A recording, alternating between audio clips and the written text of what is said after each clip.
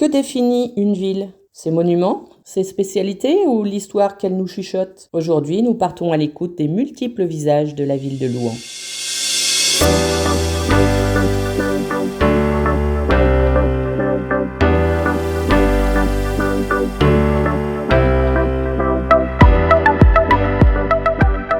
Pour beaucoup, Louhans se résume à 2 images. 2 piliers de sa renommée, un club de foot et une volaille. Mais réduire la capitale de la Bresse louhannaise à ces clichés, aussi glorieux soient-ils, c'est passer à côté de l'essentiel. Car à Louhans, chaque pierre raconte une histoire. Et chaque événement tisse un lien entre passé, présent et avenir. Alors quelle ligne et quel visage incarne cette ville, au-delà de sa façade la plus connue ?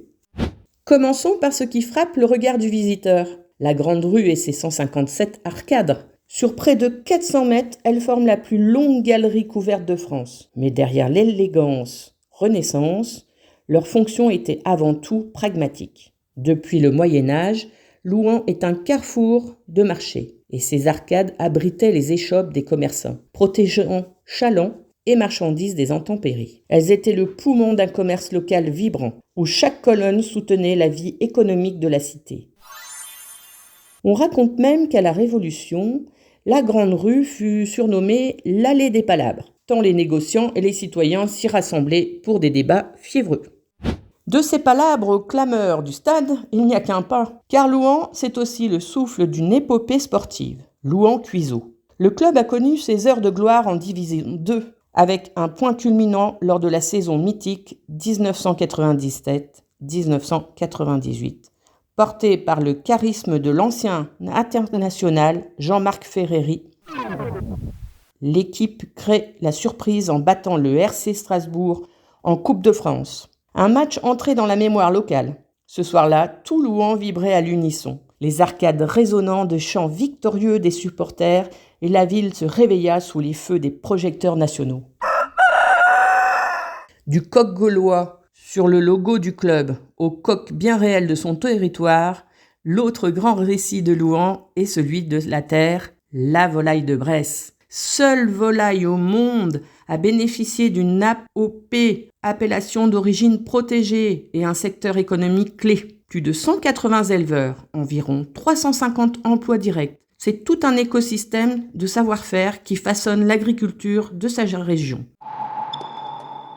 Cette fierté culmine chaque année avant Noël, des fameuses Glorieuses de Bresse. Ce concours, né en 1862, est bien plus qu'une joute professionnelle. C'est une célébration populaire, rythmée par des marchés gourmands et des défilés. Le rituel du jugement à la toise, où les plus belles volailles sont exposées et commentées, incarne cette quête d'excellence qui fait la renommée de Louhans, bien au-delà de nos frontières. Alors, arcade, football, volaille, le portrait est déjà riche, mais il serait incomplet, car existe un 3e pilier plus discret de l'identité louhannaise.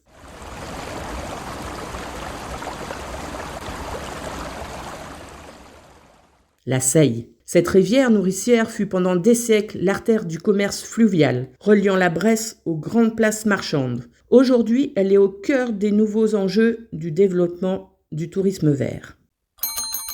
Et comment ne pas citer l'Hôtel-Dieu, monument historique et lieu d'humanité, ou encore le musée de l'imprimerie.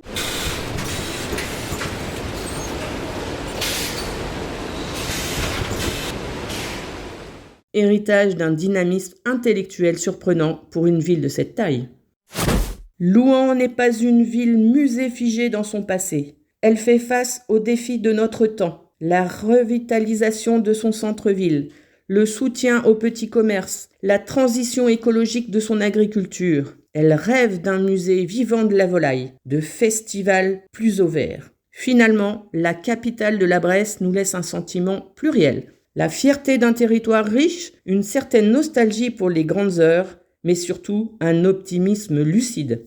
Car ici, l'histoire n'est pas un poids. Elle est un terreau qui nourrit les projets d'avenir. Merci de votre écoute. À bientôt.